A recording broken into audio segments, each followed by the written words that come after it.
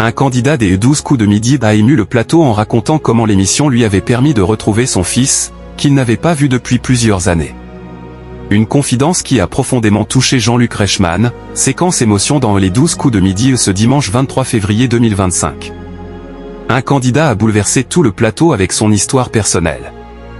À partir de 11h50, alors qu'Emilien participait à sa 514e émission consécutive, Jean-Luc Reichmann accueillait les 3 invités qui allaient défier le plus grand champion de l'histoire des jeux télévisés. Cette fois-ci, Jade, Lucas et Philippe ont tenté de faire tomber le jeune Vendéen. Avant de commencer la partie, l'un d'entre eux a tenu à partager un message sentimental. Il y a 8 ans, une amie m'a demandé de réparer sa télévision parce qu'elle ne pouvait plus la voir, a-t-il raconté.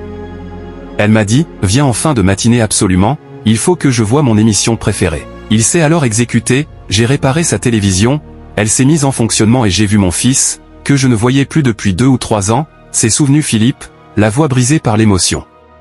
Un hasard complet puisque personne n'était au courant de ce passage télévisuel. Ce jour-là, il participait en tant que candidat au format.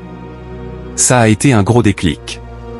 Si je viens aujourd'hui, c'est pour vous remercier, s'est-il adressé à la star de Léo Mattei, Brigade des mineurs. Vous n'y êtes pour rien, c'est involontaire mais simplement pour vous dire merci, a-t-il poursuivi. Cette confidence a beaucoup touché l'homme fort de la une. Je suis en émotion profonde. Pour moi, c'est très émouvant et très prenant, a-t-il réagi tandis que son interlocuteur lui annonçait que son fils était présent sur le plateau aujourd'hui. On a 2 caractères très forts. On était en froid.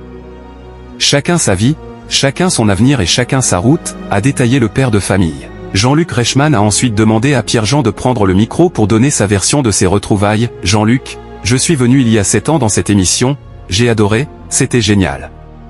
Ça me fait vraiment plaisir de voir mon père aujourd'hui ici pour répondre à vos questions comme j'ai pu le faire il y a 7 ans, une séquence émouvante qui s'est conclue par un câlin entre l'animateur et le candidat.